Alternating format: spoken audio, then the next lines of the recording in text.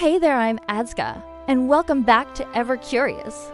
Let me tell you about David, not his real name, but a real person. David's a software engineer, sharp, logical, reads peer-reviewed journals for fun. He also believes the 2020 US election was rigged not because of evidence, but because something didn't feel right. And here's the twist. David isn't irrational. In fact, psychologists say conspiracy thinking isn't about being gullible or uneducated. It's about something far more human, our brain's desperate need for control, meaning, and connection in an unpredictable world. So today, no judgment, no mockery. We're diving deep into the science behind why conspiracy theories spread, who's most vulnerable, and whether we can gently disengage, including ourselves. This isn't politics, it's psychology, and the answers, they're fascinating.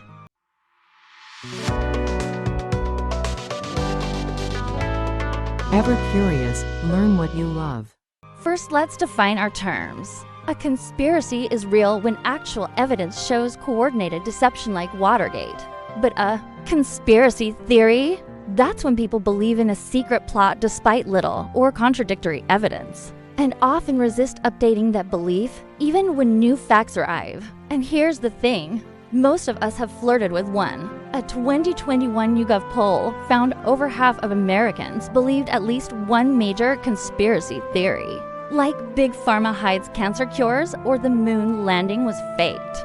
But again, this isn't about IQ. A 2017 meta-analysis in personality and individual differences reviewed over 120 studies and found zero correlation between intelligence and conspiracy belief.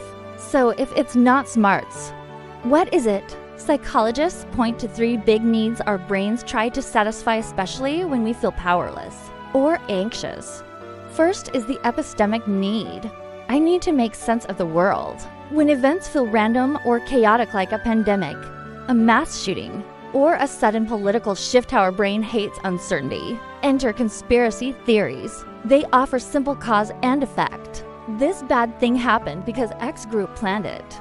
Let's look at a study. In a 2014 experiment published in Psychological Science, researchers induced feelings of uncertainty in participants. Those people were significantly more likely to endorse conspiracy theories, even fictitious ones, than the control group. Why? Because a bad explanation feels better than no explanation. Second is the existential need.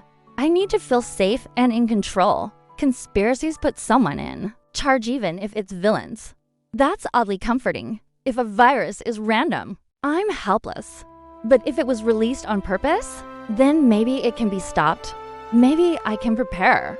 Research in social psychology from 2015 showed that people primed to feel powerless were more drawn to conspiracy narratives. It's a coping mechanism and illusion of control. And third is the social need. I need to belong and be right. Conspiracy communities offer identity, belonging, and moral superiority. We see the truth, they're asleep. It's tribal. And social media turbocharges it.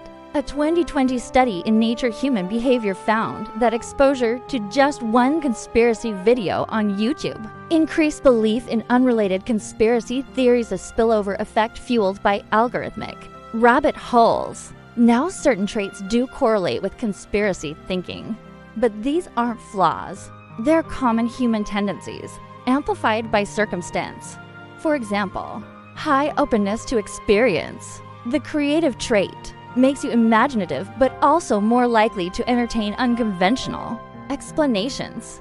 Distrust in institutions is another factor. This isn't just paranoia. It's often rooted in real historical betrayals like the Tuskegee experiment or COINTELPRO. And finally, feeling marginalized or anxious plays a huge role. A 2022 study in the British Journal of Psychology showed spikes in conspiracy belief during crises, like lockdowns or economic crashes, not after. The key insight here is that belief isn't static. A 2023 longitudinal study tracked people over 2 years and found that only 18% held stable conspiracy beliefs. Most people fluctuated, with belief peaking during times of personal or societal stress This means context matters more than character. So, how do we talk to someone who believes in a conspiracy theory? Here's the hard truth.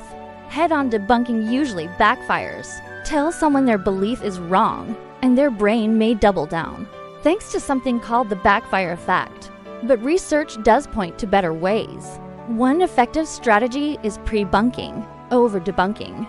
A 2022 study in Science Advances showed that brief, gamified prebunking, like the bad news game, reduced susceptibility to misinformation by up to 30%, even weeks later. Another approach is to lead with empathy.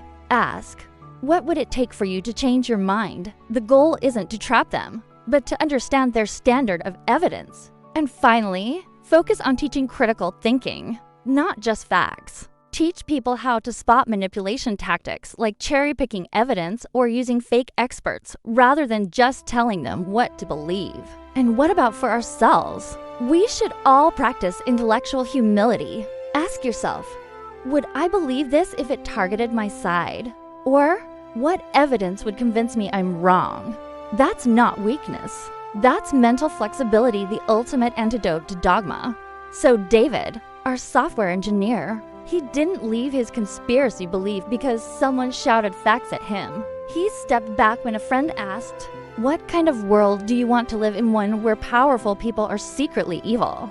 Or one where good people can fix broken systems? That question shifted his focus from blame to agency. Conspiracy theories aren't about truth. They're about unmet needs. And the healthiest response isn't ridicule, it's curiosity. What is really going on here? Because understanding the psychology doesn't mean accepting the theory. It means seeing the person and ourselves more clearly. Thanks for being ever curious. If this resonated, hit like, share with someone who thinks deeply, even if they disagree, and subscribe for more science that connects dots without drawing lines. See you next time.